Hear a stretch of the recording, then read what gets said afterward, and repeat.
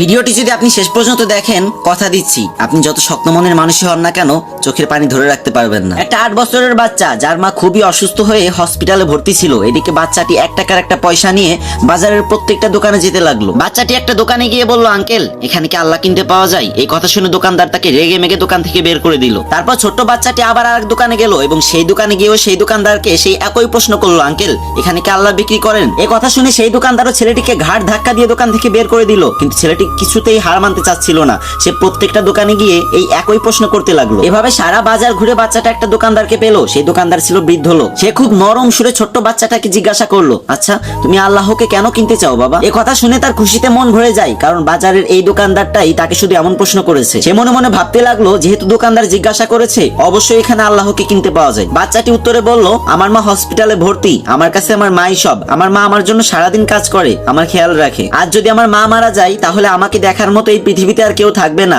Doctor বলেছে একমাত্র আল্লাহ তাআলাই তোর মাকে বাঁচাতে পারে, তোর মার শ্বাস ফেরাতে পারে। আপনার এখানে তো নিশ্চয়ই আল্লাহকে কিনতে পাওয়া যায়, তাই না? যাকে দিয়ে আমি আমার মাকে বাঁচাবো। তখন দোকানদার বলল, হ্যাঁ অবশ্যই এখানে আল্লাহ পাওয়া যায়, কিন্তু তোমার কাছে কত টাকা আছে? তুমি আল্লাহকে কিনতে পারবে? তখন বাচ্চাটি খুশি হয়ে বলল, এই তো আমার কাছে 1 টাকা আছে। তখন দোকানদার বাচ্চাটির হাত থেকে 1 টাকার পয়সাটা নিয়ে বলল, আরে আমার এখানে তো 1 টাকা দিয়েই আল্লাহকে পাওয়া যায়। দোকানদার ছেলেটিকে 1 বোতল পানি দিয়ে বলল, এটা আল্লাহর দেয়া পবিত্র পানি, এটা তুমি তোমার মাকে খাওয়াবে, দেখবে তোমার মা একদম সুস্থ হয়ে যাবে। কিন্তু এতটুকু পানিতে যদি না হয় তাহলে আমি পরবর্তীতে এর থেকে অনেক বেশি পানি পাঠিয়ে দেব। আচ্ছা তুমি কি আমাকে হসপিটালের ঠিকানাটা বলতে পারবে? বাচ্চাটা খুব খুশি হয়ে হসপিটালের নাম আর ঠিকানাটা দোকানদারকে দিয়ে দিল। পরদিন বাচ্চাটির মাকে আইসিইউতে ভর্তি করা হলো। 7 দিন পরে বাচ্চাটির মা একদম সুস্থ হয়ে গেল। কিন্তু হসপিটালের বিল দেখে তার চোখে পানি চলে আসলো, কারণ এত টাকা দেওয়ার মতো সামর্থ্য সেই গরিব মায়ের ছিল না। তখন একটা স্টাফ এসে তাকে বলল, আপনি চিন্তা করবেন না, আপনার বিল তো একজন বয়স্ক লোক দিয়ে গেছে, সাথে একটা চিঠিও দিয়ে গেছে। চিঠিতে লেখা ছিল, আমাকে খুঁজে ধন্যবাদ দেওয়ার কোনো প্রয়োজন নেই, যদি ধন্যবাদ দিতেই হয় তাহলে আপনার ওই অবুঝ বাচ্চাটাকে দেন, যে কিনা